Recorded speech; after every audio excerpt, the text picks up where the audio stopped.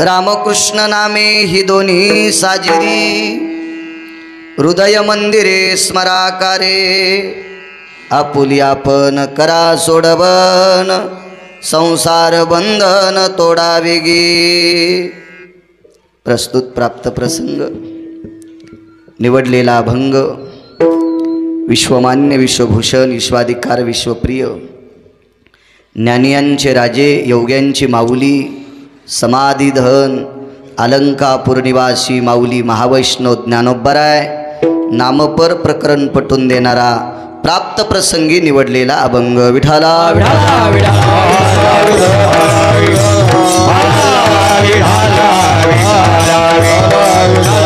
प्राप्त प्रसंगी निवडलेला अभंग माझ्या ज्ञानोबरायांचा आहे। थोडी कडक करा आवाज, देव चांगलं करेल तुमचं। या अभंगाद्वारे आळंदीतले मालक नमूद करतात राम आणि कृष्ण ही दोन नावं साजरी आहेत। राम कृष्ण नामे ही दोन्ही साजिरी। इकडे पुराणामध्ये शास्त्रामध्ये वेदामध्ये पंढरपुरातल्या मालकाचे अवतार 24 सांगितले। कर्मकांडाचा जर भाग पाहिला, नृणेन भयान कर्म विनभय जायते न वृष्णिरो नाम, नामनेन कर्म विख्यात भय जायनाम, वेदान भूषित भय शास्त्रानाम, नामने विशंति चत्वारो कर्मां संध्या विनियोगेनाम, प्रातान माध्यानो अस्तमाने सत्रिमाने संध्या जायते न वदनायाम। पुराण सांगते कर्मकांडामध्ये वेदाच्या प्रणालीमध्ये वेद भगवान नमूद करतात सकाळी दुपारी आणि संध्याकाळी जी संध्या केल्या जाते कर्मकांडात त्या संध्येमध्ये 24 नावाचा उच्चार असतो। केशवाय नमः, माधवाय नमः, अच्युताय नमः, संकर्षणाय नमः, मितविक्रमाय नमः। ही जी काय नावं असतील ही 24 नावं। मग संध्येमध्ये 24 नावाचा उल्लेख आला कर्मकांडात। अंशात्मक भगवंताचे अवतार 24 आहेत। मग राम आणि कृष्ण ही दोनच नावं का साजरे, तर याचं कारण आहे ही दोन अवतार पूर्ण येतं। दुर्जनाचा येणे करुणी संहार, पूर्णावतार रामकृष्ण। राम आणि कृष्ण ही दोन अवतार पूर्ण आहेत आणि जी गोष्ट पूर्ण असती का ती साजरी असती। विठाला विठाला। या विश्वात सर्वात मोठा व्यक्ती तो आहे की जो आपल्या आईवडिलांचा आदर करतो। एखादा कीर्तनकार असेल, एखादा मृदंगाचार्य असेल, एखादा गायक असेल, तो प्रकांड विद्वान असेल आणि आई वडिलाला जर मानित नसेल तर समजायचा हरामखोर अवलाद आपल्यात आली। विठाला विठाला।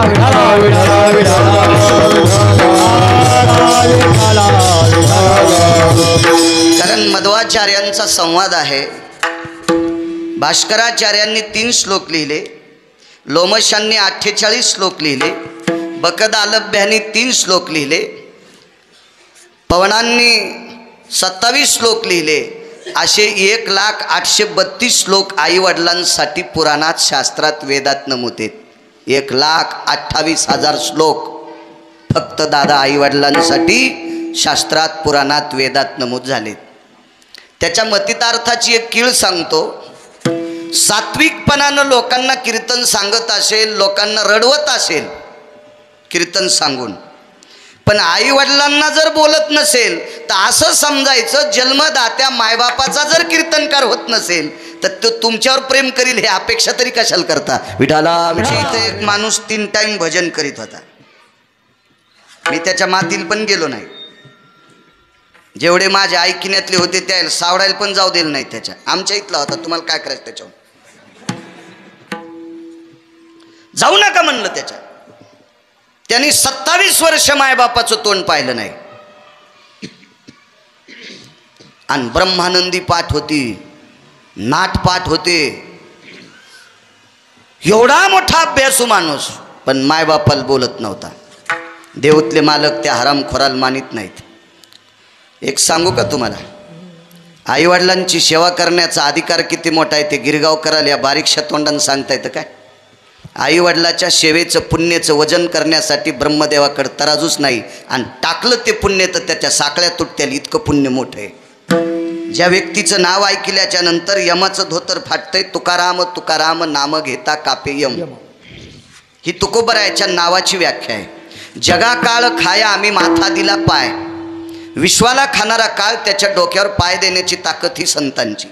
तिसरी प्रक्रिया अशी आहे, काळ गुलाम सलाम तुकया घरी राबतशे. काळ हा तुकोबरायाला मुजरा करीत होता, त्यांच्या घरची पडलेली सगळी कामं दक्षिणेचा राजा यम करत होता. यम कोणाला म्हणतात माहिती आहे का? कोरोनात माणसं कोणालाच भेट नव्हते, फक्त यमाला भेट होते. यमाला भेटीत माणसं, आणि तो यम तुकोबरायाच्या घरचं सडा सारवण करायचा. किती मोठा अधिकार असेल तुकोबरायाचा, याच्या पलीकडचं सांगतोय. नवरा बायको शेतात काम करत असताना नवऱ्याच्या पायात काटा मोडला, काटा दिसू लागला. नवऱ्यानं सांगितलं, अगं काटा दिसायलाय, नखानं उपटून घेणं. ती म्हणली, सकाळीच नख काढलेत, नखच नाहीत काटा उपटायसारखे. मग एक काम करणं, तांदळासारखी पांढरी शुभ्र दात आहेत तुला, दात पडलेली नाहीत, नवऱ्याच्या पायातला काटा आहे, मग तुला दातानं उपटायला काय होतंय? ती म्हणली, बया तुम्ही कुठं फिरतात आणि तुमच्या पायाला माझे दातन ओट कशाला लावू? बायको म्हणती, बायको नवऱ्याला, कोटी ब्रह्महत्या श्रीमुख पाहता जाती. कोट्यावधी ब्रह्महत्येचं पातक ज्याचं मुख पाहिल्याच्या नंतर जातंय, त्याचा चेहरा किती पवित्र असेल, त्याचे ओठ किती पवित्र असतील, त्याचे दात किती पवित्र असतील, त्याची जीभ किती पवित्र असेल, तो विटेवरचा मालक त्या बाईच्या पायातला काटा दातानं काढतो. ती बाई तुकोबरायांची धर्मपत्नी आहे. कल्पना करा ताईसाहेब, किती मोठा अधिकार असेल जिजाबाईंचा. मग ज्या व्यक्तीची धर्मपत्नी इतक्या टोकाची आहे, ते तुकोबराय किती मोठे असतील. पण ते तुकोबराय दोन व्यक्तीच्या पाया पडतात. त्याच्यापैकी एक व्यक्ती सांगतो, नमो तया माता पित्याचे पालन.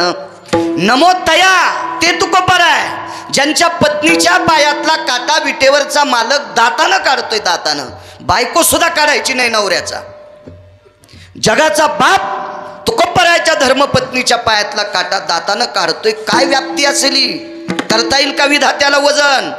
आणि ते तुकोबराय त्या माणसाच्या पाया पडतात. नमो तया माता पित्याचे पालन.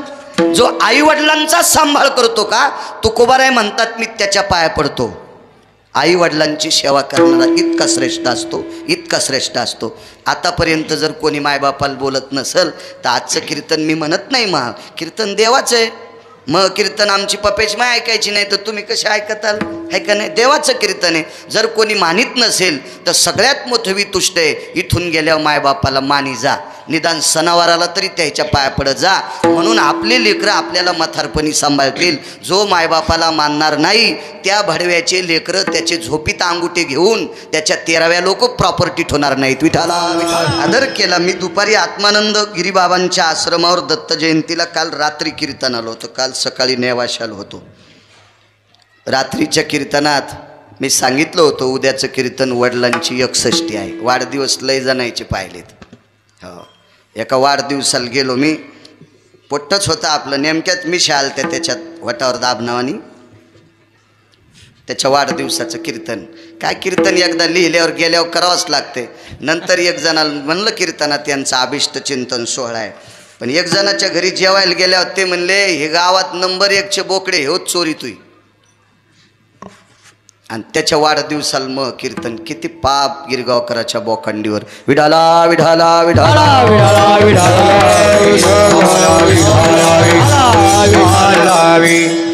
तात्यांना त्यांच्या अभिष्ट चिंतन सोहळ्यांच्या कोटी कोटी शुभेच्छा. माझ्या अष्टादश मालकांनी एक वारकऱ्यांना जगाच्या मालकाकडे मागणी केली, अकल्पाविष्य व्हावे तया कुळा, माझिया सकळा हरीच्या दासा.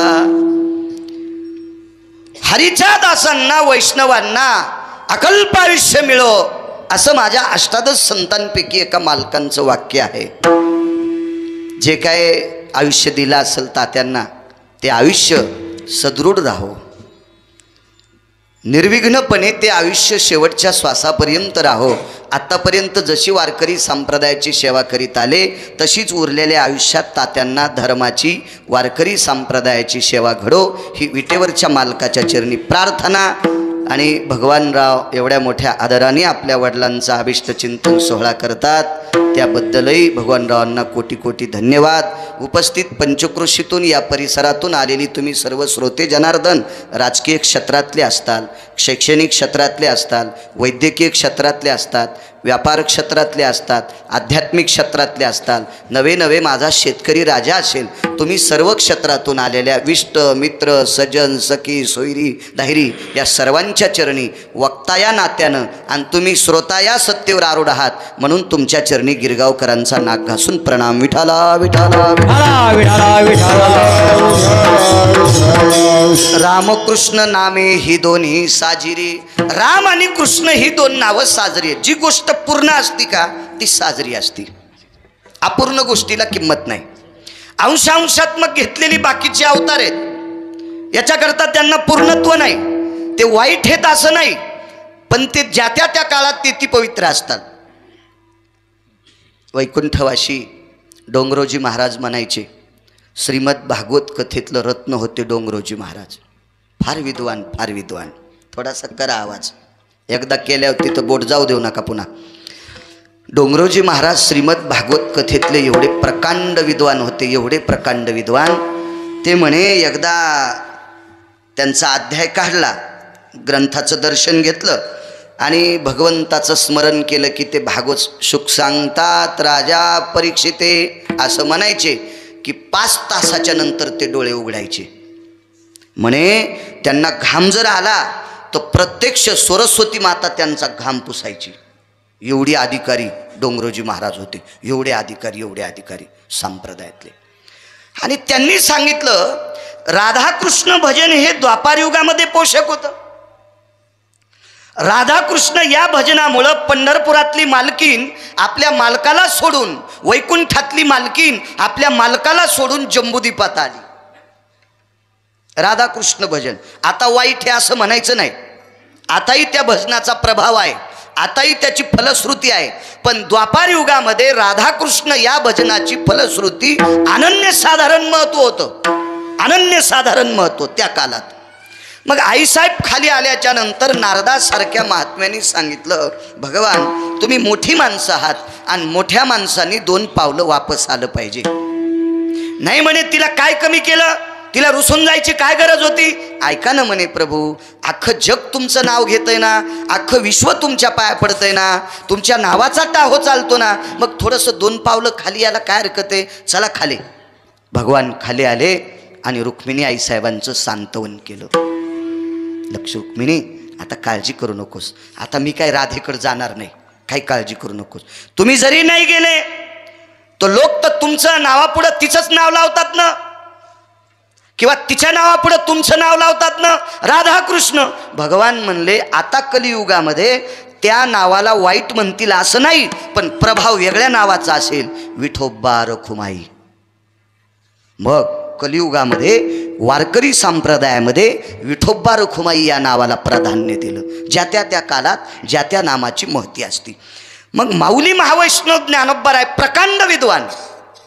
ज्ञानोबरायचं वर्णन करत असताना गिरगावकराची काय पात्रता आहे, मी काय वर्णन करणार आहे, किती वर्णन करणार आहे त्यांचं, केवढी मोठी व्याप्ती आहे. ते ज्ञानियांचे राजे आहेत, ते योग्यांची माऊली आहेत. एवढा मोठा अधिकार, ज्ञानाचा सागर आहेत. माऊली महावैष्णव ज्ञानोबराय ज्ञानाचे सागर, विद्येचे सागर आहेत. त्यांनी दिलेली साक्षी रामकृष्ण नामे ही दोन्ही साजिरे. काय साजरेपण असेल. दक्षाचा यज्ञ चालू होता, त्याला प्रजापती दक्ष म्हणायचे. त्याचं खरं नाव होतं दक्ष, पण त्याला नाव पडलं, पदवी दिली प्रजापती. दक्ष म्हणजे सावध, प्रजेचं पालन करणारा सात्विक सदाचारी राजा दक्ष. पण त्याला जरासं गंडल आलं अहंकाराचं. आणि हे जे गंडलं येतात का, हे माणसाला नीट बसू देत नाही. कोणाला सत्तेचं गंडल असतं, कोणाला पैशाचं गंडलं असतं, कोणाला अभ्यासाचं गंडलं असतं, कोणाला वाटते मल्ले लोक मानतात याचं गंडलं असतंय. असे नाना प्रकारची गंडलं ही बेजार करत असतात माणसाला. योग असा आला, त्या यज्ञामध्ये वितंडवाद झाला. फार मोठा यज्ञ होता. इतकं भांडण झालं त्या यज्ञात, इतकं भांडण झालं. त्या भांडणात एकमेकाला शिव्या देण्यापेक्षा शाप द्याला. आणि नारदाला शाप देऊन टाकला दक्षाने. पृथ्वीवर एका जागेवर कुठंच मुक्काम करता येत नाही. मधु नावाचं अरण्य जर सोडून दिलं, मधु नावाचं अरण्य, आपल्याकडं चैत्रवन नावाचं वन आहे, मधु नावाचं वन आहे, काम्यक नावाचं वन आहे, अंबिका नावाचं वन आहे. नद्या 349 आहेत भारतात. तशा वारकरी संप्रदायानं 350 नद्यांचं वर्णन केलं. गंगेचं त्याच्यापैकी 349 भारतात आहेत. आणि उपनद्या 2734 आहेत. उपनद्या 2734 आहे. कधी कधी वेळ भेटल्यावर नालायकाला चॅटिंग करण्यापेक्षा हे बी गुगलवर पाहत जा. विठाला विठाला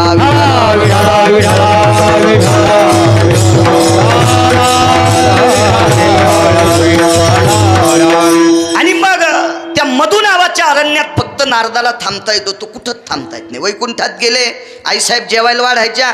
जेवण झालं, हात कोरडा होईपर्यंत नारदाचे पाय चलत होते. थांबताच येत नव्हतं नारदाला. रामकृष्ण नामे ही दोन्ही साजिरी. का साजरे पण याच्यातलं कारण सांगतोय. आणि मग नारद असे चलतच राहायचे. एके दिवशी नारदानं विचार केला, मृत्यू लोकामध्ये याची त्याची चेष्टा करणारी, भजन करणारी पण सुखरूप राहिलेत, याचं त्याचं हिचकिनारे पण सुखरूप राहिलेत. मी तर कोणाची निंदा करीत नाही, कोणाची चेष्टा करत नाही. मी 6व्या क्रमांकाचा संन्यासी आहे. एवढं भजन करूनही मला कुठं मुक्काम करता येत नाही. काय माझ्या डोक्यावर हे पाप पडलं असावा, माझा शाप का संपत नसावा. मग ब्रह्मदेवांना आमंत्रित केलं, भगवान विष्णू परमात्म्याला आमंत्रित केलं, प्रत्यक्ष भगवान शिवजीला आमंत्रित केलं. आणि नारदांनी आपली ती मीटिंग लावली. देवाला सांगितलं, देवा अख्खं आयुष्य भजनात गेले, शर्टत नाही म्हणजे खिशाचा संबंध नाही, गुंठाभर जमीन नावान नाही, कुठं आश्रम नाही, 1 रुपया 5 पैसे जवळ नाहीत, फक्त भजन करतो. गळ्यात विनान, हातात चिपळी आहे, गळ्यात माळा येता, अंगाला गोपीचंद लावतोय, बाकी दुसरं काय माझी संपत्ती आहे, आणि तरी मला मुक्काम करता येत नाही. तिने देवाने सांगितलं, रोग आमच्या हातातला नाही. तुम्हाला जो शाप लागलाय का, हा शाप दुरुस्त करणं आमच्या हातातली ताकद नाही. आमच्याच्याने ह्यो रोग नीट होत नाही. नारदाला एक महाराज भेटले. नारद काय सामान्य महाराज असतील का? नारदांना राक्षस सुद्धा नमस्कार करायचे. सात्विक तात्विक संन्यासी होते, ते ब्रह्मचारी होते ना. ते काय गठुडं बांधणारा ब्रह्मचारी नव्हता, पैशाच्या थप्या लावणारा संन्यासी नव्हता. फक्त विटेवरच्या मालकाचं भजन करायचं, 9विधा भक्तीचे सूत्र लोकांना सांगणारा संन्यासी होता तो. हो, संसारिकाकडे पैसे असले पाहिजे, त्याला बायका जगवायच्यात, पैशाच्या विरोधात नाही बोललं पाहिजे. आमचा मित्र एके दिवशी म्हणला, पैसे का बांधून न्यायचेत का? म्हणलं, सुंबळ्या, पैसे बांधून नेत नसतेत पण मरूस तर लागत असतेत. या विश्वातली कुठलीही गोष्ट पैशाशी होत नाही. हे भगवानरावला उद्या फोन करीन याला किती लागलेत म्हणून. अशी होत नसती 61-65 वरून येत असतो का काय लोंढा, त्याच्यासाठी लागत असतं दादा. ते पैसे लागतात ना. अर्थ नावाचा पुरुषार्थ आहे. सांसारिक माणसांनी पैशाचा संग्रह केला पाहिजे. इथं जर कोणी तरुण असतील 20-22 वर्षातले, तर त्यांना विनंती करील, काम करत जा, 2 पैसे घरात आणीत जा. त्याच्यासारखा ज्ञाती कोणीच नाही. घरात 2 पैसे न आणता जर कोणी भाकरी खात असेल तर असं समजायचं बिना साखळीचं सुटलेलं ते कुत्र आहे. विठाला विठाला विठाला विठाला. मला ऐकायला थोडंसं कठीण वाटलं असेल, पण मी वाचल्याची सांगत नाही. भोक्तव्यम जठरा नलो तृप्ता तारुण्यान भयो व्याप्ती नैवम द्रव्य संचया भोक्तव्यंग्रासे स्ततो पिसाटम स्वानस्तते वजा. हे काय देशी पेनारानं लिहिलं का? फक्त मी तुम्हाला मराठीत सांगितलं. विठाला विठाला. मग नारदांना एक महाराज भेटले. त्या महाराजांचं नाव राहू द्या थोडंसं बाजूला, तुम्ही घरी गेल्यावर विचार करा कोण असतील तर त्या महाराजांनी नारदांचं दर्शन घेतलं. आणि महाराजांनी नारदाला विचारलं, देवर्षी आपण थोडे चिंतामग्न आहात, काय तुम्हाला मागणं पुढं फुफुटा उड? अहो लोकायला लेकरं बाळ बायका पोरं मामे काके विष्ट मित्र सजन सखे हे परिवार सांभाळायचा तरी आम्ही नाराज नाहीत, आणि तुम्हाला काहीच नाही तरी तुमचा चेहरा कसं काय नाराज आहे? काही नाही म्हणे महाराज, मला कुठं थांबता येत नाही, मला शाप आहे दक्षाचा. मग त्याला ते मुक्त त्याचं मोचन करण्यासाठी काही पर्याय केले का नाही? नारद म्हणले खूप पर्याय केले, पण तो शाप संपत नाही. मग मी देतो ते औषध घ्या. तर नारदांनी सांगितलं कुठलं औषध आहे बाबा, माझ्याकडे काही पैसे नाहीत ते औषध घ्यायला इकत. त्यांनी सांगितलं आमच्या औषधाला पैसे द्यायची गरज नाही, तुम्हाला भजन करावं लागेल. नारद म्हणले काय बोलता वगैरेसारखं, भजन करावं लागेल. आणि आयुष्यभर भजनच करायला लागलो ना, काय करतोय दुसरं? मी का सोयाबीन कापायला जातो का तुरी कापायला जातो का कापसा याचायला जातो का ऊस तोडायला जातो, काय करतो कसलं काम करतो? आयुष्यभर भजन करायलो. महाराज म्हणले नारदा तापू नका, तापू नका, तुम्ही भजन करता म्हणजे इतके तापता काय? आम्हाला आमच्यावर सुटायले. मी सांगतो त्या नावाचं भजन करा आणि मी सांगतो त्या ठिकाणी करा. कुठलं भजन करता? श्रीमन नारायण नारायण. नारायण हे पंढरपुरातल्या मालकाचंच नाव आहे, पण त्या काळात त्या नावाला अनन्यसाधारण महत्त्व होतं. आता नारायण नामाचा जप केला तर पाप लागतंय असा विषय नाही, पण रामकृष्ण नाम घेतल्यावर जितकं पुण्य लागतंय तितकं नारायण नामात पुण्य प्राप्त होत नाही, असा शास्त्राचा वेदाचा पुराणाचा कलियुगातला पुरावा. आजामेळाच्या मुलानं नारायण नामाची साधना केली, काल तो होता. म्हणून अनाथाच्या नाथे घातीला विमानी नेला उचलोनी परलोका. नारायण नामाच्या साधनेनं आमाप पापाच्या राशी झालेला आजामेळ नावाचा ब्राह्मण या व्यक्तीला नारायण नामाच्या साधनेनं मोक्ष प्राप्त झाला. पण त्या काळात मग नारद म्हणले एवढा मोठा पापाच्या राशी ज्याच्याकडे, त्या नारायण नामाच्या साधनेनं त्याला विमान नेण्यासाठी येतंय, माझा शाप का संपत नाही? आता कलियुग सुरू आहे महाराज, तुम्हाला जर त्याच्यातून मुक्त व्हायचं असेल तर रामकृष्ण नामाची साधना करावी लागेल. आणि कुठं करायची? ती बद्रिका आश्रमाच्या ठिकाणी. तीर्थ दर्शनीय असतात. आपण ज्या तीर्थावर जातो का त्या तीर्थावर फक्त डोकं ठेवायचं, त्या तीर्थावर स्नान करायचं, त्या तीर्थाचा जो विधी असेल तो संपादन करायचा. तीर्थ हे मजा मारण्यासाठी नसतात.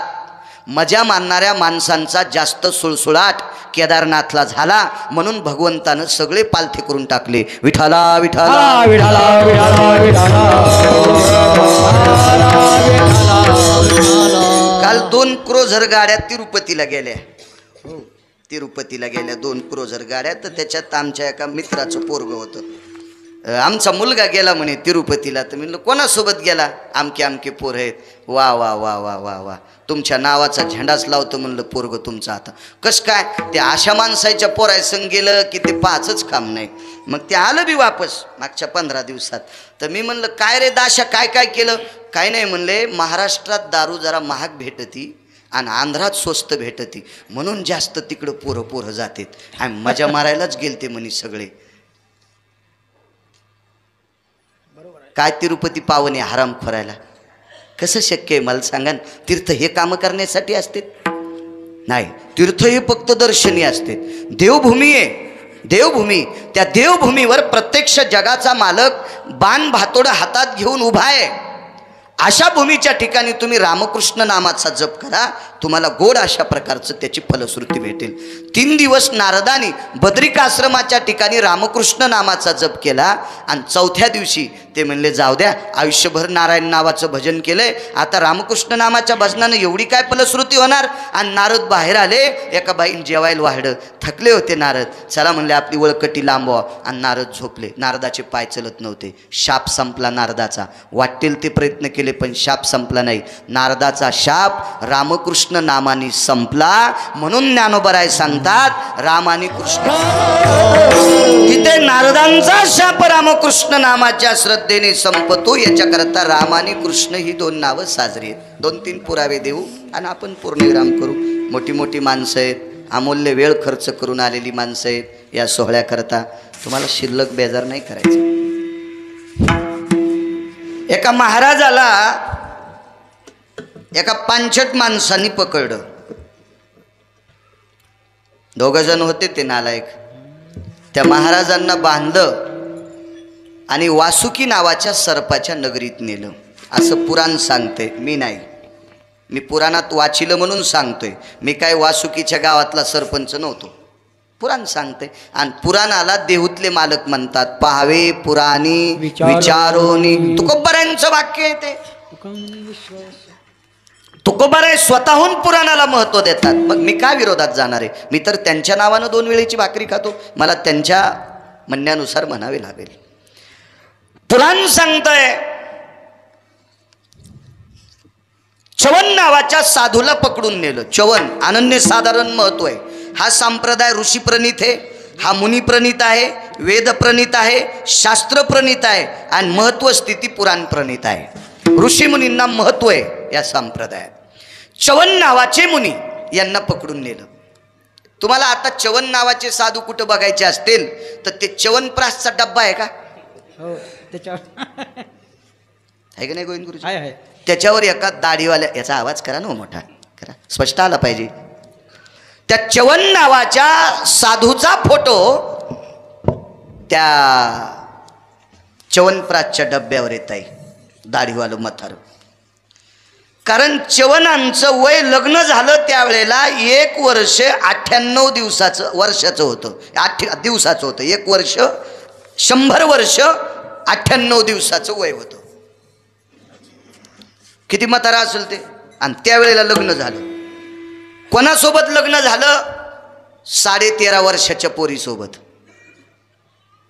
100 वर्ष वलांडलेला नवरदेव आणि 13.5 वर्षाची पोरगी. वाटला होता असताना बापाला काय वाटलं असेल, पण नाईलाज होता. म्हातारं भजन करता येईन, त्याचे डोळे फोडे होते. आणि म्हणून सांगितलं आता तुला पाणी ग्रहण करावं लागेल. लावलं लग्न. पण च्यवन नावाचे साधू अश्विनी कुमार आणि सनत कुमारांचे शिष्य होते. सनत कुमार अश्विनी कुमार धावत आले आणि अश्विनी कुमारांनी 52 वनस्पती एकत्रित केल्या आणि 100 वलांडलेल्या म्हाताऱ्याला त्याचं चाटण दिलं. चाटण म्हणजे प्राशन दिलं. ते पटकन 19 वर्षाचं झालं म्हातारं. मी 2.25 क्विंटल च्यवनप्राश खाल्ला, पण काही गुडघा आहे ना मग अजून, म्हणून बसून कीर्तन. आता ते च्यवनप्राश तयार करणारेच खावा का काय वाटायले. विठाला विठाला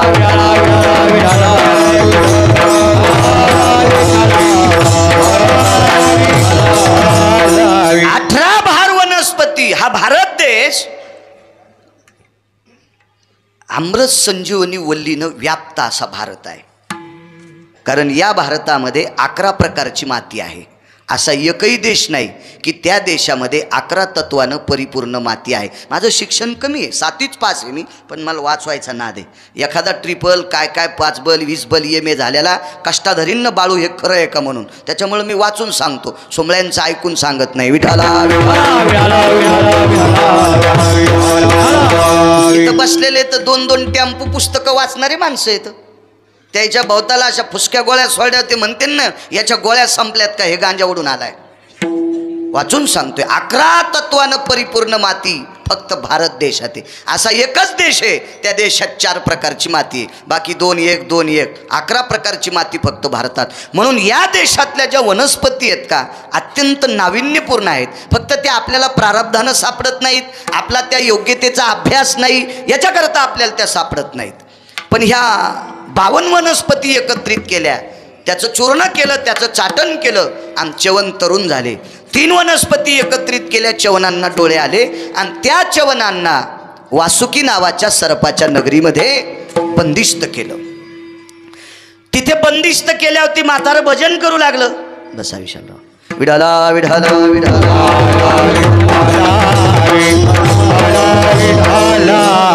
भजन करू लागलं म्हातारं. तर ते म्हातारं वासुकी नावाच्या सर्पाच्या नगरीत गेल्यावर रामकृष्ण नामाचं भजन केलं. असं मी सांगत नाही, महान एका अधिकाऱ्याचा पुरावा आहे. दुर्वास नावाच्या साधूनं तो पुरावा दिला. नामने रामद्वयं कृष्णा यत्पायने स्थितेषु च्यवनंच भयव्याप्ती आनन पुटे रसना भय नामने राम यद्वैपायनत कृष्ण. हा पुरावा दुर्वास नावाच्या साधूचा आहे. भगत जा चरित्र मोठ्या लोकांचे. दुर्वासांनी सांगितलं रामकृष्ण नामाचं चिंतन च्यवनांनी केल्याच्या नंतर 3ऱ्या दिवशी सकाळी वासुकी नावाच्या सापानी राजा बळीला निरोप केला. बळी हा राक्षसांचा राजा होता आणि सांगितलं, राजाधिराज बली महाराज, तुमच्या 2 राक्षसांनी एक महाराज पकडलेत आणि आमच्या इथं आणून ठेवलेत. तर बळीला वाटलं त्या महाराजानं काही चुकीचं काम केलं का. तर च्यवनांनी सांगितलं, तसं चुकीचं काम करणारे महाराज नाहीत, ते बिडी वडीत नाहीत, ते तंबाखू खात नाहीत, ते सिगरेट वडीत नाहीत, ते बाकीचं काहीच करीत नाहीत ना, ते सात्विक महाराज येतं. हो, काही काही आमची बरीच लोक नंबर 1चे गाजलेले पण मस्त तंबाखू घोंगडी खाली अशी सगळा गर्दा काढायचा आणि घोंगडी खाली टाकायचा. वल्लभाचार्यांचा संवाद आहे, भजन करणारा, मृदंग वाजिणारा आणि कीर्तन करणारा तंबाखू खात असेल, भक्षंती गौमासम समास्ततेवच. वल्लभाचार्य सांगतात, गिरगावचा बाळू नाही, विठाला विठाला विठाला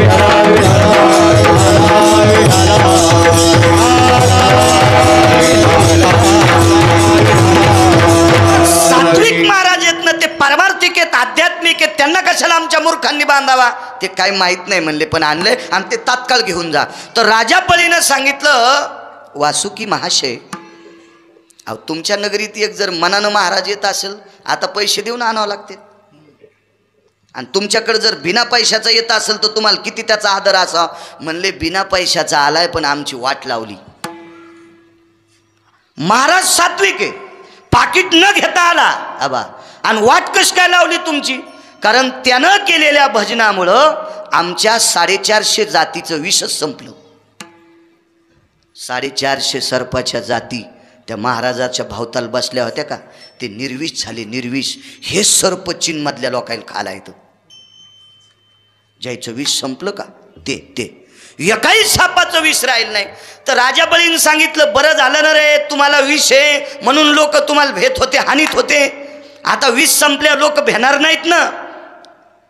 तर राजा वासुकीनं सांगितलं, सरपंच राजानं, नाही नाही नाही नाही, आमच्याकडे विष आहे म्हणूनच आम्हाला भेटीत लोक, आमचं विष संपल्यावर आम्हाला आसूड करतील बैल हाणायला, माणसं बैलायला आसूड करतील हाणायला, घोड्याचा चाबूक सर्पाचाच करतील. म्हणले, हे तुमचं महाराज घेऊन जा, घेऊन जा. दृष्टांत संपला. च्यवनांनी रसातळामध्ये हटकेश्वर नावाची देवता भगवान शिवशंकराचा अधिष्ठाने, त्याच्या बाजूला काही अंतरावर वासुकीची नगरी आहे, आणि वासुकीच्या नगरीत च्यवन नावाच्या मुनीनं रामकृष्ण नामाची साधना केली, तर सापाचं विष संपते. ही रामकृष्ण नामात ताकद आहे, म्हणून ज्ञानोबराय म्हणतात, रामकृष्ण हा मंत्र सर्व मंत्रांचा राजा आहे, सर्व मंत्रांचा राजा. रामकृष्ण या मंत्रामध्ये वेदाचं सार आहे, रामकृष्ण या मंत्रात पुराणाचं सार आहे, रामकृष्ण हा मंत्र शास्त्राचा सार्थ आहे साहेब. एकदा बादशाह, अकबर बादशाह पुष्पवाटिकेत फिरू लागले, आणि फुलं हे ऋतूप्रमाणे उमलतात. कोण्याही ऋतूत कोणतंही झाड उमलत नाही, असा 1.5 ऋतू आहे. दीड ऋतूमध्ये ब्रह्मकमळ उमलतंय. एरवी ब्रह्मकमळाला तुम्ही गावरान तुपन दूध घातलं तरी ते उमलत नाही, आणि ते सुद्धा रात्रीच उमलतंय, दिवसा उमलत नाही. कमळापैकी अशी एकच जाते ब्रह्मकमळाची, ती रात्री उमलते, आणि सगळी कमळ दिवसा उमलतात, वरी तोंड करून उमलतात. ब्रह्मकमळ रात्री उमलते आणि खाली तोंड करून उमलते. ऋतूला तो काल लावलेल्या ज्या त्या काळात ज्या त्या गोष्टी येत असतात. मग त्या पुष्पवाटिकेत फिरत असताना सहज अकबर बादशाने एक फुल तोडलं. कर्मनो गहनो गती, ते फुल इतकं सुगंधी होतं की त्या फुलाचा सुगंध घेतल्याच्या नंतर बादशाह त्याला असं प्रसन्न वाटलं. त्या राजाला, मोठा राजा होता, श्रीमंत राजा आहे, बलशाली राजा आहे, वैभवशाली राजा आहे. आणि लागलीच सगळ्या प्रधान, मंत्री, सुमंत्री, महामंत्री, प्यादा, गुमास्ता, आयस, भव, संघ, कला, विश्व, पार्शय, कंक, विभूषिता, मध्यन, मध्यसार, हे सगळी जी पदं असतात ना, कंक म्हणजे राजाकडे हिसाब करणारा, आपल्याकडे त्याला चार्टर्ड अकाउंटंट म्हणतात वाटते, इंग्रजी येत नाही पण ऐकून ऐकून काही काही पाठ झाले. कंक, कंक, कंक म्हणजे हिशोबनीश. राजा विराटाच्या घरी धर्मराजा कंक होते, कंक होते. तशी सगळ्या लोकांची सभा घेतली बादशाने, आणि सांगितलं जिथं जिथं मोकळी जागा आहे तिथं तिथं फुलं लावा. जमिनीत फुलं, मसनवाट्यात फुलं, मंदिराच्या पटांगणात फुलं, मशिदीच्या पटांगणात फुलं, अंगणात फुलं, कुठंच जागा रिकामी ठेवू नका. आणि नेमके बिरबल 2-3 दिवस सुट्टीवर गेलते. बिरबल वापस आले ते चालू होतं खडे खांदायचे काम, झाडं लावायचे. खडे खांदीत राहतात माणसं, पण झाडं काही लागणत. झाडं लय लोक लावायलेत पण लागच नत. का लागणत माहिती आहे का? झाडाला पण राग आला. झाडाला पण राग आला. ज्यानं खडा खाणला त्याचा फोटोच काढीनत. नाही खरं आहे ते. ज्यानं खडा खाणला का त्याचा फोटो नाही. एसी मधून गाडीतून उतरल्यानं फक्त झाड धरायचं. ज्यानं झाड धरलंय त्याला माहीतच नाही बेसरामाचं आहे का कशाचं आहे, पण त्याचा फोटो कॅमेरावाले मचा मचा मचा मचा दुपारा इजा चमकाल्या दुपारा. म्हणून झाड म्हणलं ज्याच्या 9 छिद्रातून घाम निघलाय त्याचा फोटो नाही काढला. आणि ज्याला काहीच माहीत नाही झाड कशाचं आहे मला लावलंय त्याचा हात मला लागला, मला वाचायचंच नाही. तुम्ही याला बी टाळ्या वाजवायले मग विठाला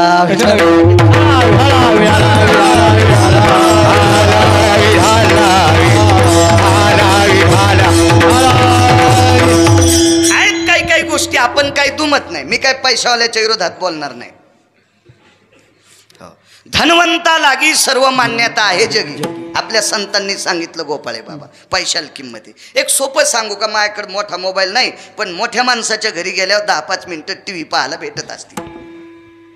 आता मी लॉकडाऊनमध्ये घेतली TV, पण ते पोरायला मोबाईल घेतला ते शिकू लागले घरीच गुरुजी, आणि मग त्या TVला लाईत ते पोरं. तुमच्यात पैशावर घेतले, आपल्याला काय देवीचं तेल देईल आणि भुते आला घाईला, पणाला वाटा आलं मोरी वाटं गेलं, काय ताण नाही. नाही रानातले पैसे लय मोठे आहेत माझ्याकडे. पाईप आहे मला असा रानातल्या बी पैशाचा. हो तर मग त्या TVवर एका मोठ्या माणसाचा अंत्यविधी पाहिला. पैशाला किंमत आहे. हो पैशाच्या विरोधात बोलणं लय सोपं आहे. पैशाशिवाय काय चलत नाही. तो मोठा माणूस मेल्याच्या नंतर मोठ्या माणसाच्या मातीला गेलेली माणसं मसनवाट्यात पण भोईला बसत नसतात. धनवंता लागी सर्व मान्यता आहे जगी. पैशाला किंमत आहे. मी काय विरोधात बोलणार नाही, पण कधी कधी खडा खाणाऱ्याचा पण फोटो काढला पाहिजे. त्याचा काढला पाहिजे. काय होतं माहिती आहे का? लग्नाला वागणीशापासून माणसं येऊन बसले, त्याला त्या जळमट गिलास आहेत शरबत होते ना पहिले ते गिलास जर्मलचे. त्याच्या आधी प्लॅस्टिकचे होते. ते कोणी धुतं नव्हतं काहीच नव्हतं. ते शरबत प्याला. वागणीशाचा हळकून टाकायला तेच, ते पुन्हा शेवटच्या साड्याची खडी साखर टाकायला तेच, कोणी नाही. पण आयत्या टायमाला मोठा माणूस आला की लगेच कॅमेऱ्याची इथं तसे लय मोठाले बसलेले आहेत. तुम्ही म्हणताल आमच्यावर कोण बॉम्ब टाकायला? अद्याप नाही. तुमच्यासारखे मोठे आमचे पण लोक व्हावा. विठाला विठाला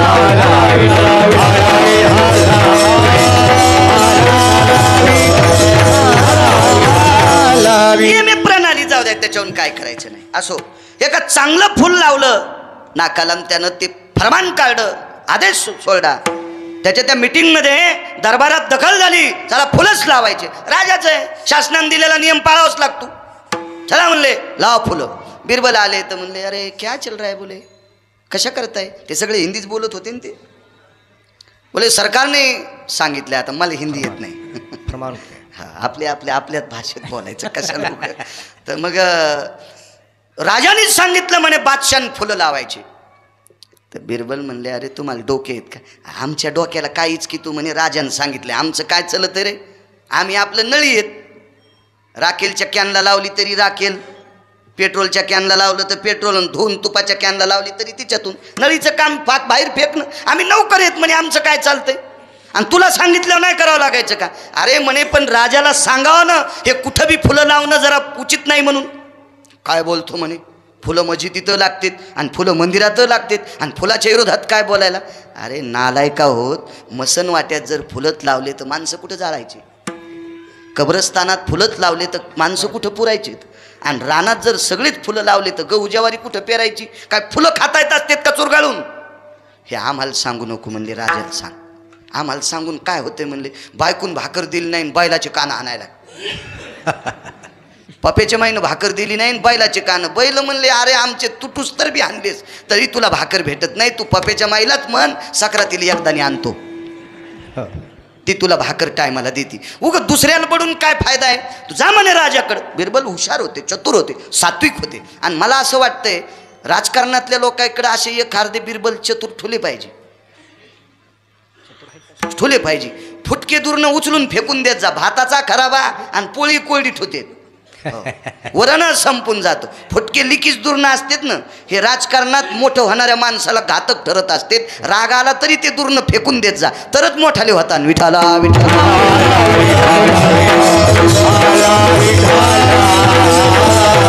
तुम्हाला सांगू का, भगवान प्रभू रामचंद्रासोबत मी पुन्हा येतो बिरबलाव.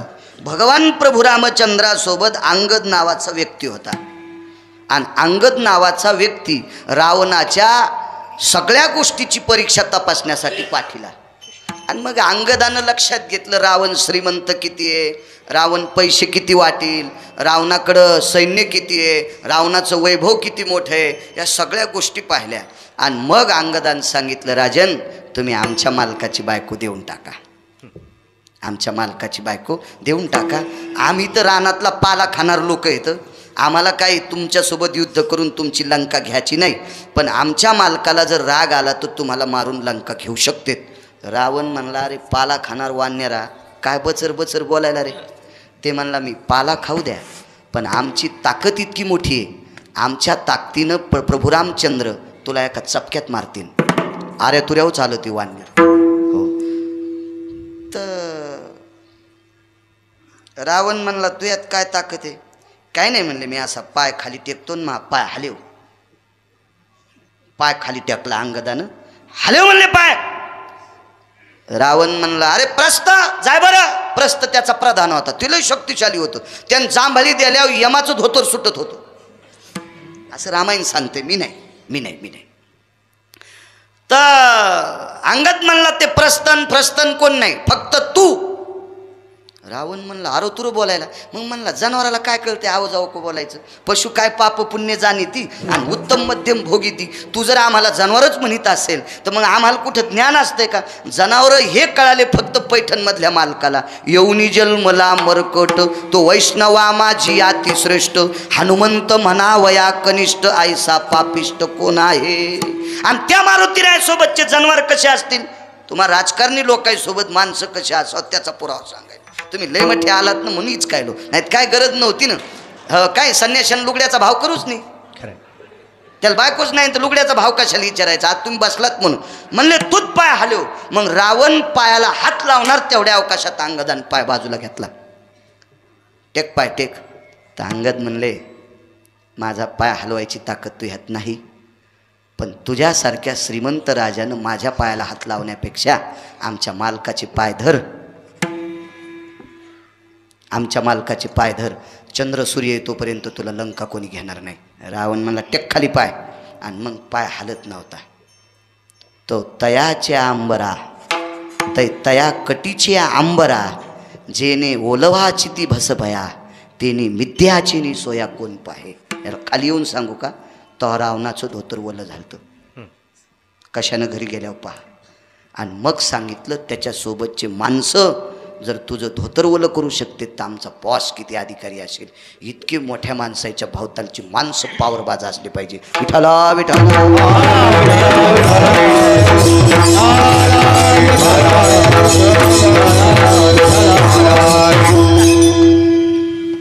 बिरबल गेले आणि बादशाला सांगितलं, सरकार काय रे, सगळ्या ठिकाणी फुलं लावायचे, काही शोभतंय का तुम्हाला. ते कडक बोलत होतं.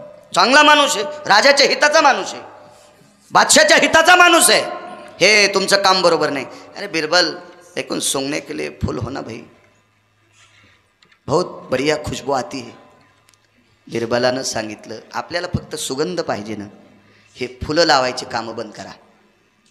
दारापुढं 4-2 फुलाचे झाडं, मंदिरापुढं 10-5 फुलाचे झाडं, शेताच्या बांधावर 10-5 फुलाचे झाडं, हे लावणं उचित आहे. पण जिथं गहू ज्वारी पेरायची तिथं फुलं लाईत नसतात. पण राजा म्हणला, मला फुलाचा सुगंध पाहिजे. ठीक आहे. राजाच्या खजिनखान्यातून कंकाकून तशाच सस्ताईला 2 आडके घेतले, ज्यांच्या पॅन्टीवाल्याला आडका कळणार नाही.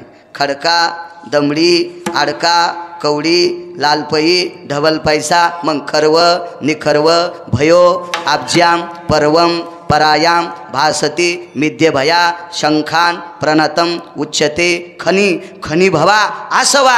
हे कॉम्प्युटरच्या डोक्याच्या पलीकडचे आकडे आहेत.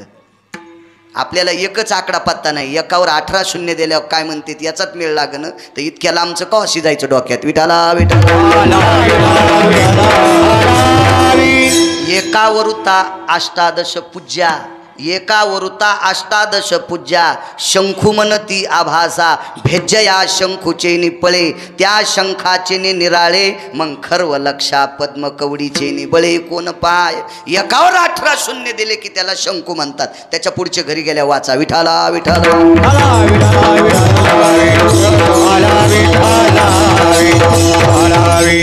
त्यावेळेला जरा परिस्थिती बिकट झाली ती. वडील 90ला गेले म्हणून शाळाचा जरा तुटवाडा पडला. नाही तर मी एका चपक्यात कलेक्टर झालो असतो.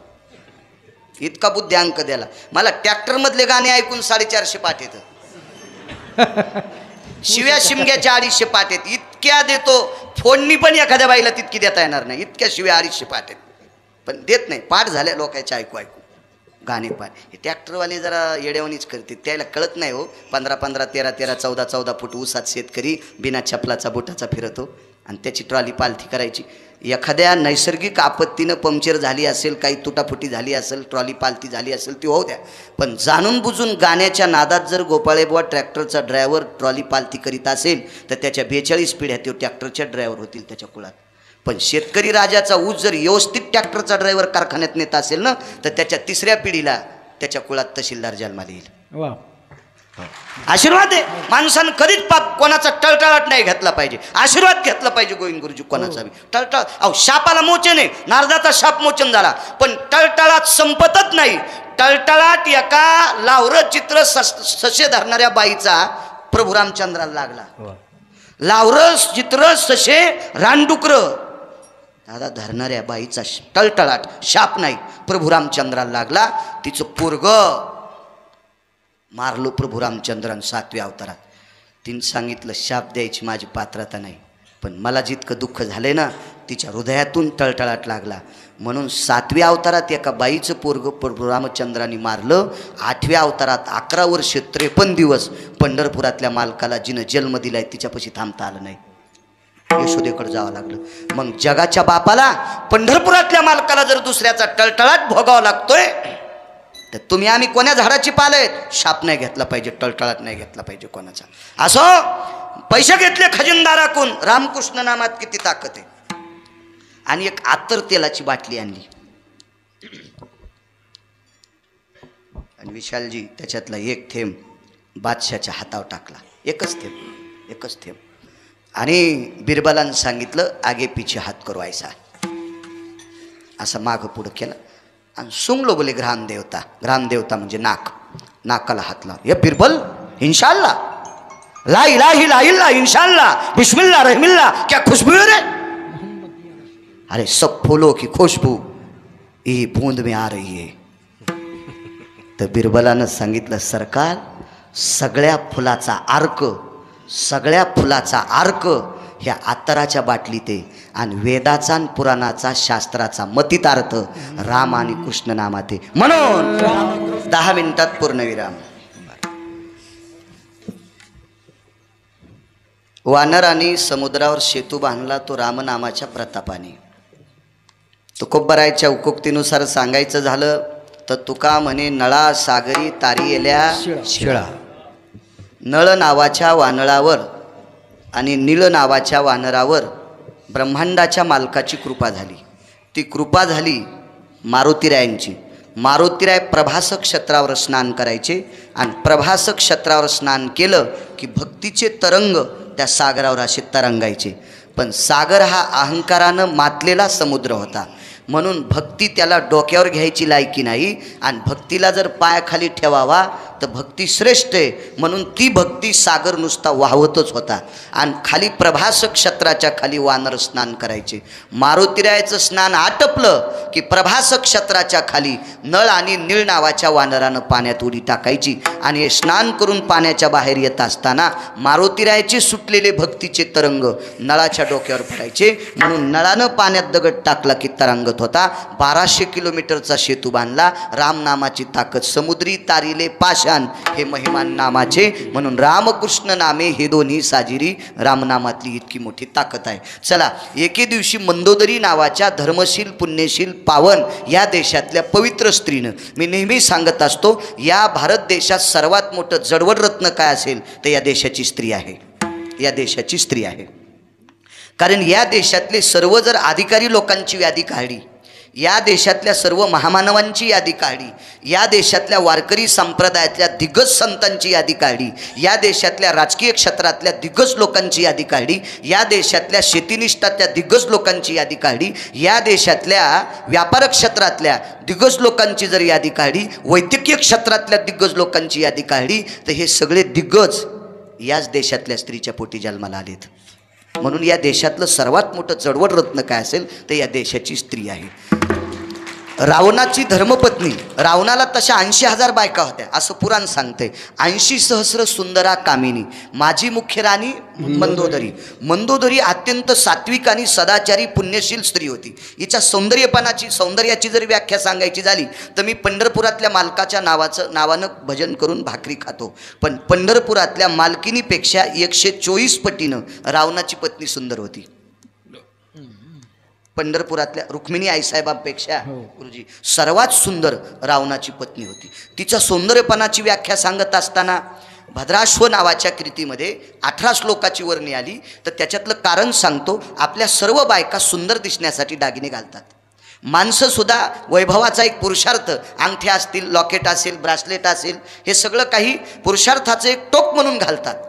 पण रावणाची पत्नी सौंदर्यासाठी दागिने घालितच नव्हती. दागिने अलंकारे मंडितो ततः यती दशग्रिया भारी असततेवच ममम स्वीकारे आव्हानांचच ततः. अलंकार तिला विनंती करायचे की आमचा स्वीकार कर, कारण अलंकारातला घाणपणा जाळायची ताकद मंदोदरीच्या त्वचेत होती. अलंकारातला घाणपणा जाळायची, सोन्यातला शुद्ध करण्याची ताकद मंदोदरीच्या त्वचेत होती. इतकी सुंदर बायको असताना सुद्धा रावणानं सीतेला हरण करणं हा रावणाचं नालायकपणाचा कळस होता. पण त्याने एके ठिकाणी सांगितलं, मी सकळ कुळ उद्धारार्था सीता चोरून आणली. मला कुळाचा उद्धार करायचा होता. मला एकट्याला रामानं मारला असतं, मी एकटा उद्धार झाला असतो, पण बऱ्याच राक्षसांचा उद्धार करायचा होता. हे कसं असतं माहिती आहे का? याला चोंबळ्या गप्पा म्हणतात.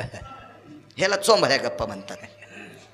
एक माणूस खाली पडला, पडल्याबरोबर कपडे झड, लागलं का? काहीच नाही लागलं. घरी गेल्या बायकोल म्हणला भोयलोन लाव. भोयलन कळायचं नाही शिकलेल्या माणसाला. पांढरी माती मीठ एकत्रित शिजून लिंबाचे 2-3 थेंब पिळायचे आणि ते भोयलोन लावल्याच्या नंतर खरचटलेलं नीट होतं. हे जुन्या काळातला मलम होता, जुन्या काळातला. आता मलमाची संख्या लय मोठी झाली, पैशाचा कहर झाला म्हणून मलमांची संख्या वाढली. कोणत्या गोष्टीचा कहर झाला की ती संख्या वाढत असते, हा नियम आहे त्याच्या गोष्टीचा. असो, पण ते लोक काय देखता म्हणलं, नाही नाही नाही काहीच लागलं नाही, काहीच नाही. घरी गेल्यावर पप्याच माईल म्हणला झेंडू बामनं शेक बरं.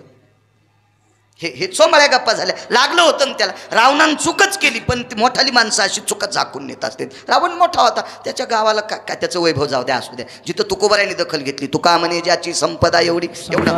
पण मंदोदरी सात्विक, चतुर, नाविन्यपूर्ण अशी पत्नी होती. मला असं वाटतं संसारिक माणसाला 6 गोष्टी प्रारब्धान भेटतात. त्याच्यापैकी सगळ्यात मोठं प्रारब्ध गोड त्याचं आहे ज्याची बायको पुण्यशील आहे, ज्याची पत्नी सात्विक आहे, ज्याची पत्नी सदाचारी आहे. देहूतल्या मालकाने एक दखल घेतली. कर्कसे संग राजा नलाला, वा गोविंद गुरुजी, राजा नलाला दमयंती नावाची पत्नी इतकी सात्विक भेटली. पंढरपुरातल्या मालकिनीनं एका ठिकाणी 9, एका ठिकाणी 4, एका ठिकाणी 6 चुका विटेवरच्या मालकासोबत पंढरपुरातल्या मालकिनीनं केल्या असं पुराण सांगते. गिरगावचा बाळ्या नाही. पण नलाच्या पत्नीनं दमयंतीनं एकही केली नाही. ही नशीब घेऊन आलेला नल. दुसरी गोष्ट सांगतो, कर्णाला उर्शाली नावाची पत्नी या भारतातली भेटली. वंगदेशाचा राजा कर्ण चर्मनवती नावाच्या गंगेच्या तीरावर ज्याचं लग्न झालं. मंगलाष्टकात देवबाप्पा चर्मनवती नावाच्या गंगेचा उल्लेख येतो. चर्मनवती शिप्रा वेत्र महासुर नदी ख्याता गया गंडकी. आता मंगलाष्टक म्हणू देईनत ब्राह्मणाला. आणि मधले म्हणायलेत गोपाळे बुवा तर तिसरेच, ताई ग बाई ग सकाराम तात्याची गंगी तुका तात्याचा नाऱ्या. आणि मंगलाष्टक म्हणणारा इतका रडा मेलो, तू काऊन इवळायला? नवरी नवरदेवा संग जाताना रडन, तू काऊन रडायला सुंगळ्या? तू मुकाट्यान 2000 घेऊन घरी जाय. लोकायला नुकती खाऊ दी असं नको, चुकीची गोष्ट आहे. या बा परमार्थाच्या स्टेजवर जो कोणी बाट्या बोळ करील त्याच्या घराला कुपाटी लागल. माझं वाक्य नाही, मी मोठ्या माणसांचं वाक्य ऐकून सांगतो. माझी काय लायकी, माझं 40-41 वर्ष आहे, माझी काय पात्रता इतकं कडक बोलायची. मोठ्यांचं वाक्य सांगतोय. वैकुंठवासी माधव महाराज मगर म्हणायचे, वारकरी संप्रदायात बेदखल माणसाला बोलून जो कोणी पैसे देईल का त्या पैसे देणाऱ्याच्या घराला सुद्धा कुपाटी लागल. वैकुंठवासी मगर म्हणायचे. भारतामध्ये पुराण क्षेत्रातला राजा, आध्यात्मिक क्षेत्रातला राजा, पुराण क्षेत्रातला तसा राजा वनी नाही. तुमचं नशीब असेल तुम्ही त्यांची कीर्तन ऐकली हो, माझं नशीब खोटं, मला ती बघायला. माझ्याकडे फक्त 127 पानाची लिखाण सापडे त्यांना, म्हणून इतका टरटर बोलतोय. हो वारकरी या एक जण मला म्हणला, महाराज असं झकास कीर्तन करा. म्हणलं तुझ्या बायकोची साडी ती मला असायला. मी नाचतो स्टेजवरनं, नाचतोच ना. या स्टेजवर झकासपणाची अपेक्षा करू नका. तुम्हाला बाकीचं बघण्यासाठी विश्वात खूप स्टेज आहेत. या स्टेजवर चांगलंच बघा. कीर्तन चांग, कीर्तन चांग, होयांग हरिरो. हे स्टेज मागच्या लोकांनी कन्या आंबाड्या घुगऱ्या खाऊन टिकिले. कन्या आंबाड्या तुमच्या लहानपणी काय होतं खायला? इथंची वयस्कर महाराज येतं, कन्या आंबाड्या घुगऱ्या काय आमट्या गिमट्या साध्या अशा परिस्थितीत सप्ते केले ना. आता आमच्यासारख्या हरामखोरायनं 5-5, 50-50 लाखाच्या गाडीत बसून कीर्तन झाल्या झाल्या बरमुडे घालायले. आमच्यासारख्या हरामखोरायच्या गाड्या डबल पुलाखाली जात्या. आणि तुम्ही जर आमच्यासारख्या नालायकाला बोलीत असाल ना तर तुमच्या पण पुलाखाली जात्या. विठाला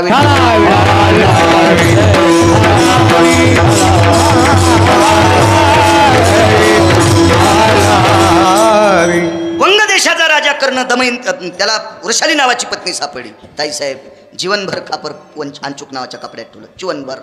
आणि मालकाच्या पार्थिवावर ज्या वेळेला वृषालीनं उडी टाकली ना, कर्णाचं पार्थिव जळत होतं, त्यावेळेला मालकाच्या पार्थिवावर अग्नीमध्ये ज्या वेळेला उडी टाकली त्यावेळेला अंचूक नावाचा कपडा खाली पडला. आणि पंढरपुरातल्या मालकानं त्याची गाठ सोडली आणि प्रेमाचं प्रतीक म्हणून आलेलं खापर मालकानं छाती लावलं. तयाच्या पदीचा पापरा. आळंदीतल्या मालकांचं वाक्य, जगाच्या मालकाला एका साधूनं लात मारली होती छातीवर, तयाच्या पदीचा पापरा. आणि ते पाय पंढरपुरातला मालक अजूनही त्या पायाचा शिक्का छातीवर वापरतो. आणि कर्णाटला दिलेलं ते खापर जगाच्या मालकानं छातीवर मारलं, त्याचा शिक्का अजूनही त्या मालकाच्या छातीवर आहे. याचं कारण आहे या देशातली पवित्र स्त्री कर्णाला सापडली होती. इतकी तात्विक. परवाला एका ठिकाणी कीर्तनाला गेलो, तिथं बरीच लोक होती, बरीच लोक आहे. आदरणीय भांगे अण्णा होते, ज्यांच्या घडी एका पिक्चरची शूटिंग झाली ते पण होते. पुन्हा RSSचे ज्यांना महाराष्ट्रातलं 4थं पद आहे ते सुद्धा होते. अंबिका विद्यालयाचे चेअरमन होते. अशी बरीच काही लोक होती. आणि तिथं एक जिल्हा ताब्यात असलेला एक माणूस होता, अधिकारी जिल्ह्याचा. बाजूला घेतलं, मी आईचं आणि मायबापाचं सांगितलं होतं कीर्तनात, तर त्यांच्या डोळ्याच्या कडा ओल्या झाल्या. म्हणले, महाराज 92 एकर जमीन आहे माझ्याकडे. माझे आईवडील ती जमीन मोठ्या निष्ठेनं करतात. 72च्या दुष्काळात आंबाड्या, मिलू, बरबडे, झाडेचे पिळे खाऊन त्यांनी 92 एकर जमीन टिकवली. मला शिकवलं, मला कलेक्टर केलं. नाव सांगत नाही फक्त त्यांचं. मला कलेक्टर केलं. पण मी 7 दिवस समाजाची सेवा करतो आणि 8व्या दिवशी गावाकडे जातो आईवडिलाच्या दर्शनाला. पण ज्या दिवशी मी रविवारी गावाकडे गेलो त्या दिवशी बायको मला एकही शब्द बोलत नाही. कारण 7 दिवस लोकांसाठी देता, 8वा दिवस मायबापासाठी देता. आमच्यासाठी तुमचं काय आहे?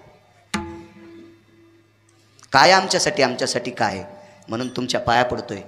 नवरा जर मायबापाला बोलत असेल तर इस्त्यात कापूर नका टाकी जाऊ, तुमच्या झोपीत भितड अंगावर पडेल. तुम्ही एक लक्षात ठेवा.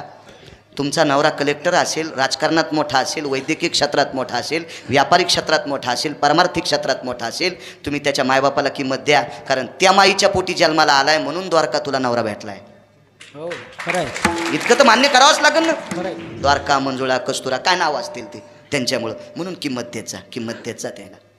आणि जर नवऱ्याला मायबापाला तुम्ही जर बोलू देत नसाल, नवऱ्याला तुमच्या सासू सासऱ्याला तुम्ही बोलू देत नसाल तर लिहून घ्या गिरगावच्या बाळूचं. तुमचे पोरं जर तुमच्या अंगावर झोपीत नाही राखेलच्या कॅनी टाकल्या तर मला गिरगावकर म्हणू नका. कारण आताचा काळ बरा आहे दादा.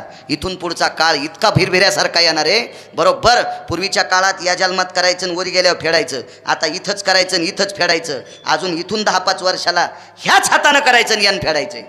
इतका काळ बिकट येईल इंटरनेट जगामध्ये, त्याच्यामुळं हे विदुषी वातावरण खरी जाऊ नका. तुम्ही लय मोठे आहात. माझ्या वारकरी संप्रदायाने इतकी मोठी दखल घेतली. ज्या घरी कुलस्त्रिया, राज्य, राणी व संपत्ती, सासू सासऱ्यांचा आदर करी जा, मायबापांचा आदर करी जा. ज्या बाईला आपल्या मायबापाचं बरं व्हावं वाटते तिनं नवऱ्याच्या मायबापाचं बरं करावं. सोपी व्याख्या आहे ना. जिला स्वतःच्या मायबापाचं बरं व्हावं वाटतंय तिनं सासू सासऱ्याचं बरं व्हावा अशी अपेक्षा करा. सासूला आपल्या लेकीचं बरं व्हावं वाटतंय तिनं सुनाचं चांगलं व्हावं अशी अपेक्षा करा. मी दोन्ही बाजूने बोलतोय, एकावर बॉम्ब टाकीत नाही. विठाला विठाला. सात्विक आणि सदाचारी पुण्यशील पत्नी रावणाला प्राप्त झाली. तिच्या स्वतःच्या मुलाचं डोकं कापल्यावर रावण आणू नको म्हणल्यावर ती आणायला गेली नाही. तिचं नाव मंदोदरी. इतकी सात्विक. तिला उद्या रावणाला संकट येणारे नवऱ्याला म्हणून संध्याकाळी करीत होतं. मंदोदरी बोले रावणा प्रती स्वप्न देखिले मी एक मध्यरात्री नेनो वानर मिळाले किती, वगैरे वगैरे वगैरे. आणि तिनं सांगितलं मालक एक मला म्हणायचंय, मला एक म्हणायचंय, तुम्ही ऐकत नाहीत, माझं ऐकत नाहीत. 5 मिनिटात संपितो. मालक तुम्ही माझं ऐका. शक्यतो चांगल्या बायकोचं नवऱ्यानं ऐकलं पाहिजे. जी सात्विक आहे का तिचं ऐकलं पाहिजे आणि काही बी नाही ऐकलं पाहिजे. हे बी मुद्दा आहे. चांगलं ऐका. मंदोदरीनं रावणाला काही बी सांगितलं नाही. आजही काही मंदोदऱ्या सांगतात मालक लेकरं शिकायला येतो, शिकायला येतं, शिक्षणाला पैसे लागतात, आहे का नाही.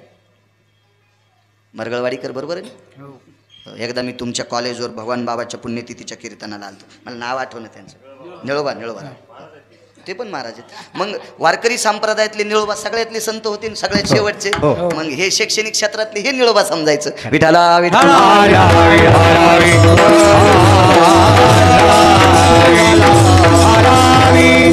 शिक्षणाला पैसे लागतात. लय मंडोदऱ्या सांगतात बबी लग्नाला आली मालक जरा ऐका ना, पेत जा पण जरा हिशोबात पेत जा.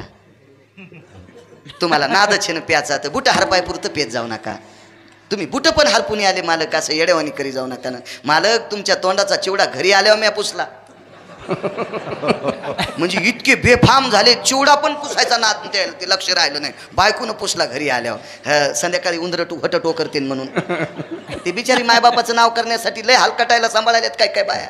हो काही काही इतके हरामखोर आहेत, पण मायबापाचं नाव करण्यासाठी काही काही बायका त्याला सांभाळायला लागल्या. आता जरा हे जरा हिशोबात राहा. बऱ्या मंडोदऱ्या सांगतात पण रावणं ऐकत नाहीत. काही मंडोदऱ्या येडपट. आमच्या इथले एक जण शुक्रवारी बाजाराला गेलं आणि कव्हाच पेत नाही आणि नादानं एक जण सोबते. आमच्या इथं 2 बंदुक्या आणि पिस्तोल्या बैल होते. तर बंदुक्या नावाच्या बैलाला चराट खाचा नाद होता. तर बंदुक्या नावाच्या बैलानं कासरा तोडा आणि सकता त्याची मका खाल्ली. सकता ते आमच्या इथला इतका दाढ होता, त्यानं ज्या नाही ते मला शिव्या दिल्या. मी दृष्टांतापुरत्या सांगायलो. मी चराटे खाणार बैल कशी घेईन. पण सकता त्या मला बोलल्यामुळे मी गड्याला सांगितलं अरे ते बैल सांभाळणं. आता गडी बैल बांधितो. आता त्यानं त्या कासऱ्याला शेण लावलं तरी बैल ऐकत न बंदुक्या. चराट खाऊत लागला. असा ठोकला का नाही बंदुक्या गड्यानं. मग पिस्तल्या म्हणला कसे खपके खाल्लेस, लय मका खातो का लोकाची.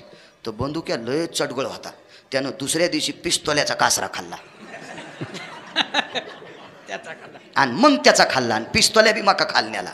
तसे बरेच बैल दुसऱ्या बैलाला सोबती करतात आणि बरेच चराट न खाणारे बैल चराट खाणाराच्या नादी लागतात. असं नालायक बैलाच्या नादी लागत जाऊ नका तुम्ही.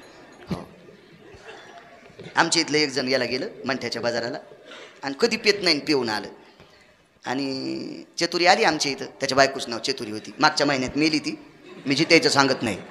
हो ना, आपल्या धोत्राला इस्तू लावायची एखादी बाई. मेली ती चतुरी मागच्या महिन्यात. तिच्या तेरविल कीर्तन मॅच केलं. मग ती आली. महाराज घरीच आहेत का. म्हणलं हो. आज बरीच तुम्हाला झोप येते. म्हणलं काऊन नाही याची. तुम्हाला नारळाशिवाय झोपाच येत नाहीत, मोहीच कायली. हो आणि आमची इथं मिरच्या मागायला आली. म्हणलं तूच पाय ना चतुरे. असं म्हणलो नाही, भावकीची होती ना. हो देठाच्या मिरच्या आहेत का, म्हणजे हिरव्या. म्हणलं घरच्या पोराच्या मायला. म्हणलं ती बापा आपल्याला तरी दुसऱ्यानं दिलेले आहेत, आपण कुठे इकत आणले. ती दिल्या आमच्या इथे इतक्या इतक्या अशा मिरच्या. ती लगेच म्हणली माय भाज्याचं पीठ हे का हो. घरच्याला म्हणलं ती बाबा 8 हाकचं पीठ. ते बाया कशाचे देतात. आमच्या घरच्यानं मोजून दिलं. ते का असं खूप सुन का नाही. आमच्यावर घेतल्यावर लय तुमची खसखस पिकायली नाही का. तुमच्या बायका लय तुकाराम महाराजाच्या चुलत्या आहेत का. हा तुमचे चेहरे पाहिल्या पाहिल्या कळत आहे तुम्हाला किती बॉचकारी त्यात. आपल्यावर घेतलं की असे ओके खसखस खसखसच पिकत यायची नाही का. इतक्या एडपट आहेत का आमच्या बायका? असं उधळून पीठ दिलं तर मी आणलं. चतुरा काकू अचानक भज्याचं पीठ आणि हिरव्या मिरच्या. बापा बाळू ते कवाच पित नाही तर त्याला प्याचा नादच नाही ना बाळू. पण ते भाऊसाहेबाच्या नादी लागून आज जरशी पिऊन आले तर त्याचं तोंड कसनुसं पडन. म्हणलं जरसं भज्याचा घाणा काढून द्यावा. अरे मी आणलं चतुरे ते खाल्ला कडी गव्हाची पट्टी इकीन न तू असे भजे खाऊ घातल्या त्याला घासल्याटात भजे तळून खाऊ घाल. अशा काही काय मंडोदऱ्या बी येडपठ्यात नो. काय मंदोदरी सातवी तिनं सांगितलं मालक ज्याच्या नावानं दगडं टाकल्याच्या नंतर तरंगतेत त्याच्या नावात इतकी ताकद आहे शेवटचा पुरावा म्हणून त्याची पत्नी देऊन टाका. रावण म्हणला रामाच्या नावात ताकद आहे माझ्या नावात काय कमी आहे का? तसंच बिन तोंड धुतल्याचं समुद्रावर गेलं आणि दगड उचल टाक पाण्यात. ताईसाहेब दगड उचल टाक पाण्यात, दगड उचल टाक पाण्यात. रावणानं 14 योजनाचा सेतू बांधला. पुराणात पुरावा नाही पण एका अधिकारी व्यक्तीचं वाक्य सांगतोय. तुम्ही पुन्हा नंतर म्हणताल गिरगावकराच्या गोळ्या संपल्या का नाही हे मनानं सांगेल अद्याप नाही. 14 योजनाचा सेतू बांधला. घरी आला स्नानगीन आटपलं संध्या वगैरे सगळी झाली. मंडळीला रथात घेतलं आणि सेतू असा खडसून दाखिला. बायका गार्ग घेताना का अशा खडशित्यात तसा सेतू दाखिला. हे मी बांधलाय. याला सिमेंट लोखंड अद्याप नाही. खालून पिलर बिलकुल नाही. जे पाय खांदायला JCB नाही. शासनाचं बजेट कवडीचं नाही. रोजदार मजूर कोणीच नाही. कोणी बांधला? मी बांधला. कसा बांधला? दगड उचलीत होतो आणि पाण्यात टाकीत होतो. दगड तरंगत होता. पण मंदोदरी काही खुश झाली नाही. शहाण्या बायका खोट्या वाक्याला खुश होत नसतात. त्या बायका शहाण्या असतात. खोट्या वाक्याला खुश होत नाहीत त्या बायका शहाण्या असतात. रावण म्हणला रामानं 18 पद्म वानरन 72 कोटी रिसन 56 कोटी गोलांगुळ घेऊन 100 योजनाचा सेतू बांधला. मी एकट्यानं 14 गुणिले 12 किती किलोमीटर झाला? बर बर बर बर छान छान छान. सुजया पक्क सांग. हो इतक्या योजनाचा सेतू बांधला आणि रामानं इतकी लोक बांधून 1200 किलोमीटरचा बांधलाय. मी एकट्याने इतका बांधलाय ना. तुला मग मोठे पण नाही का? ती म्हणली मोठे पण आहे मालक. फक्त एकच सांगा तुम्हाला माझ्या हृदयाची शपथ आहे. मी जर तुमची काटेकोरपणानं सेवा केली असेल तर निष्ठावंत बायकोची शपथ आहे. सांगा तुम्ही दगड टाकताना काय म्हणत होतात? मंदोदरी कवाड लावून मग आतून ती म्हणली मी आधीच कडी लावलेली कवाड लावायचं काम नाही. फक्त सांगा. ते म्हणला दगड हातात घेत होतो आणि दगडाला एकच म्हणायचो तुला रामाची शपथी बुडशीन तर पाय. डोळे भरून आले मंदोदरीचे. मालक तुमचं आणि त्याचं भांडण किती आहे? म्हणले ब्रह्मदेवाला तराजूत मोजता येणार नाही. बायकोने ना साधी गोष्ट आहे.